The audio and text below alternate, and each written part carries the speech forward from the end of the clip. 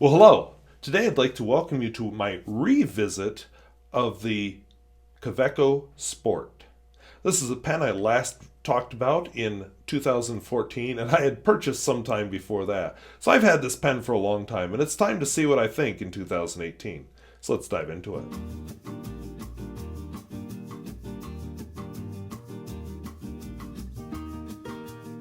If videos like this interest you, where I talk about fountain pens both new and old and at all price points, I would invite you to subscribe. And if you'd like to talk about your favorite pocket pen or how your feelings have changed on certain pens over time, please feel free to leave a comment down below. So, the Kaweco Sport was developed by, of course, the Kaweco company in the 1930s. The company, of course, has been around since the 1800s at some point. You'll find the original Kaweco Sports on into the 60s were piston fill pens, but of course the modern version is not. But what's cool is it's a small pen. It's supposed to be small in the pocket, big in the hand. What do I mean? Well, of course I didn't think to bring down a standard size pen that everybody knows, so I'm going to have to throw something weird up for my pens in use that I did the same day as I filmed this. But I think it'll give you an idea how small this pen is. Parker Duofold. Penkala Rex Croatian pen. Oh, here's a cute little one. We'll put it beside it. Moster Penkala, which is actually a small pen, but apparently not as small. Kaweco Retro. Like I said, I didn't really... Oh, I do have a normal one. I have a normal one. Move over, Duofold. Lamy 2000, that's one everybody would have. So that kind of gives you an idea. This is a small pen. Now, when I uncap it, screw cap, of course, it's even smaller. I'm not going to bother uncapping all of them and showing you because it's just going to be ridiculous how short this thing is. But look how big the cap is. So you cap it, post it, and suddenly it's looking a little bit more normal. Like I write with the Lamy 2000 unposted. Yeah. I write actually with all of these unposted. Except for this one.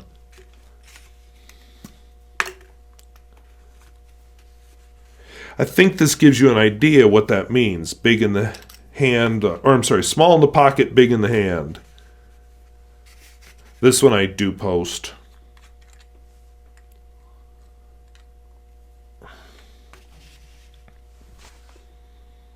So it turns into a decently sized writing instrument. The pen originally was printed Kaweco Sport there. It's worn off because, like I said, I've had this pen probably at least 5 or 6 years.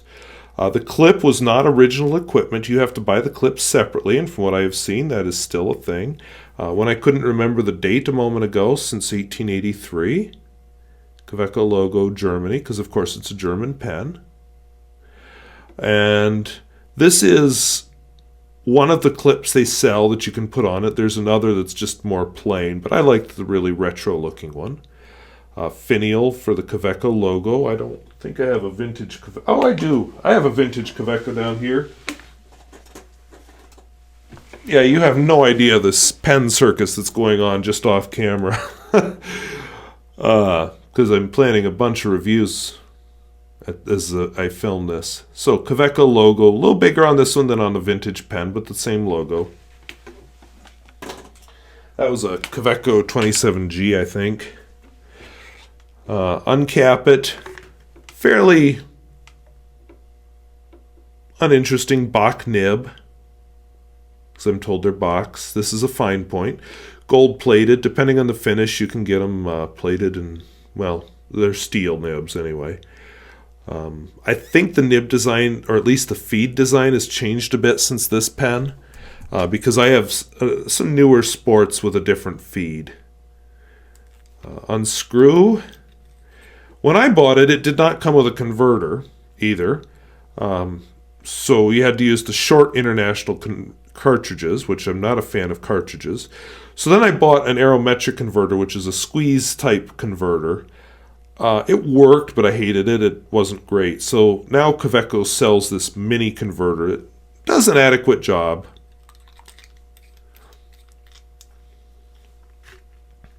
So as a pocket pen, this is great. You put it in your shorts or your pants or whatever, and it just disappears. You go out on a hike, and it's low cost enough that, I would be sad if I lost it, but I'll just, it's not like losing that dual fold or one of those vintage pens. I'll just go buy another one and go on with life.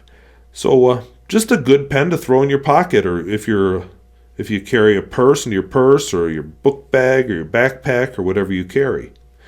So let's see how it writes. I'll be honest, I hate this ink in this pen.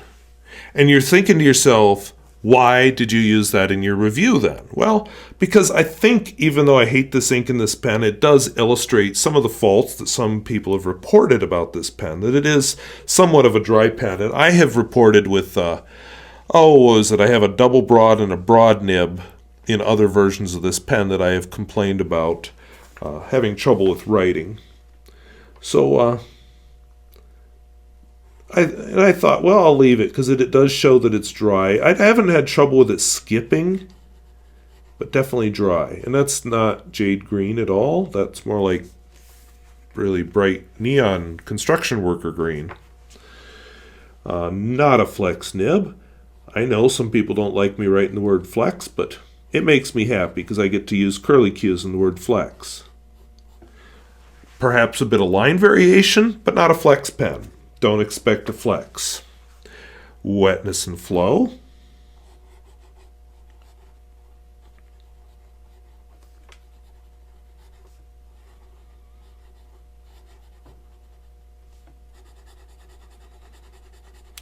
I mean, it's not amazing, but it keeps up. The smear test.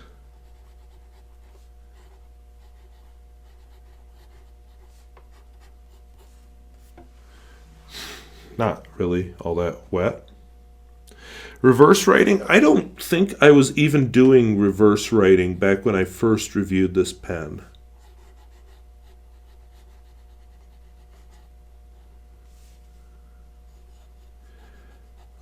Not that it would have been worth bothering with that pen. Barf. So now let's take it for a longer cruise, and then we'll close with a Pierre Gustafson test and my opinions about this pen.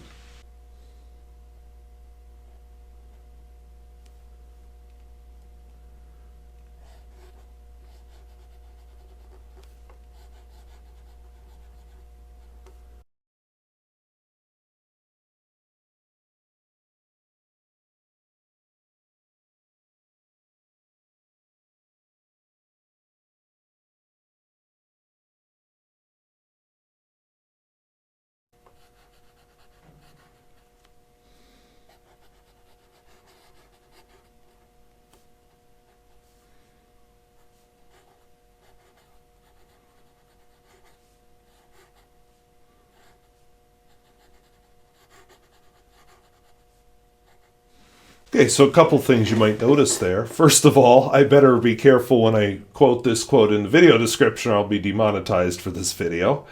Second thing, the clip on a lot of pens serves the purpose of being a roll stopper. It's a round pen, clip stops it rolling off the table and breaking on the floor. Not that I would worry about this pen breaking on the floor, but you know what I mean. The fact that this has a faceted design, which I forgot to mention in the video description, helps it not roll off the table.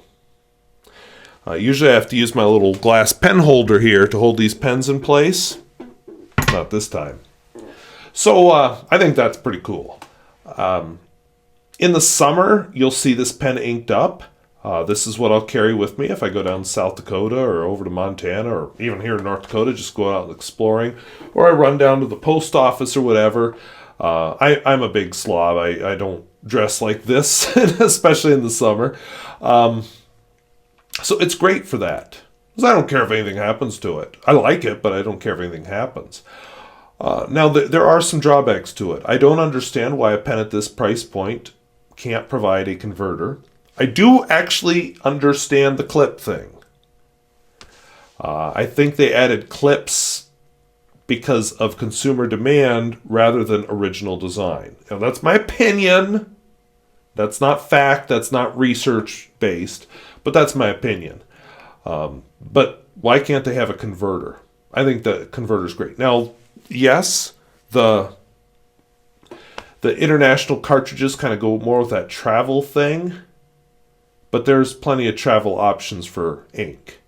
So, and I don't know why it took them so long to offer something better than that god-awful aerometric converter, which you'll notice didn't even make it into the video because I don't know where it is anymore because I haven't used it since I got this converter. Also, I will say this. Yes, it does transform into a full-size pen. But in the summer, when the Lamy 2000 takes a break, this does not replace it. Other pens do. This is my travel pen, my walk around town pen, my go out in the country pen. This is not my daily writer pen that I'll write stuff with. It's just not that comfortable. It's good for short notes. That's about it.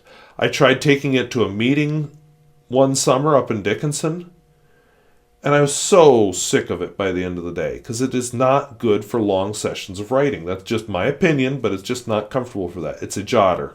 It's not a writer. That said, it fits its niche perfectly. Niche? Maybe it's both. I don't remember. Sorry, I'm tired. It's now 9 o'clock, and I need to start getting ready for bed. So anyway, I would recommend it as a pocket pen. If you want a fancier version, there's a Kaweco Lilliput in several finishes, including some very expensive finishes. There is the Kaweco Aluminum, which is this, only aluminum, and then it has some kind of finish on it, including a stonewashed finish, which is rather attractive. And then there's a brass version. There's now some fancy, I don't think they're celluloid, but prettier acrylics than this anyway. So there's some upmarket options. Well, let's see, carbon fiber chest type finish. I don't know, whatever you're into. So yeah, you can upmarket it.